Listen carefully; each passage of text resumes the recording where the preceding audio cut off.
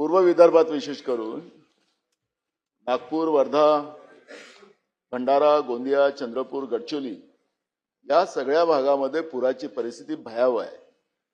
अनेक गावांचे संपर्क तुटले।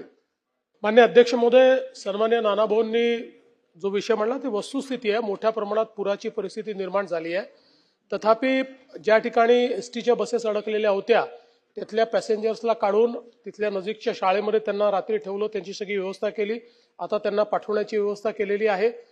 गडचिरोलीपासून नागपूरकडे वाया आरमोरी जो रस्ता आहे तो रस्ता बंद आहे। जो रेग्युलर रस्ता आहे तो अजून सुरू आहे। त्यामुळे आता त्या रेग्युलर रस्त्याचाच वापर चाललेला आहे। गोसीखुर्दचं पाणी सोडला त्यावेळी आपण ते पाणी जिथपर्यंत जाऊ शकतं गडचिरोलीपर्यंत सगळ्यांना अलर्ट दिलेला आहे। त्यानुसार त्याची कारवाई चाललेली आहे। नागपूर शहरातही सखल भागामध्ये खूप मोठ्या प्रमाणात पाणी गेलेलं आहे। त्याच्यामुळे तिथेही काही रेस्क्यू ऑपरेशन आपल्याला करावं लागलेलं आहे।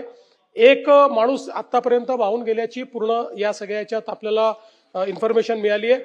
एसडीआरएफ आणि एनडीआरएफ दोघांनाही स्टँड बाय ठेवलेलं आहे आणि आत्ताच्या परिस्थितीमध्ये कंट्रोल डिस्चार्ज असल्यामुळे अजून तरी खूप भीषण परिस्थिती तयार झाली नाही, पण आजही ऑरेंज अलर्ट आहे। त्याच्यामुळे आज त्या ऑरेंज अलर्टमुळे परिस्थिती बिघडू शकते। त्यानुसार एनडीआरएफ आणि एसडीआरएफला आता तयार ठेवलेलं आहे। याच्यामध्ये आपण जे उन्हाळी धानाचा जो इश्यू आहे त्याला आपण ती काही परवानगी आपली आलेली नाही आणि त्याच्यामुळे ते सगळे केंद्रावरच धान ठेवलेला होता आणि तो पण सगळा उद्ध्वस्त झालेला आहे।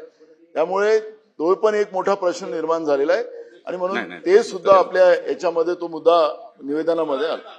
निश्चित अध्यक्ष महोदय त्याच्याकडे लक्ष दिलं जाईल।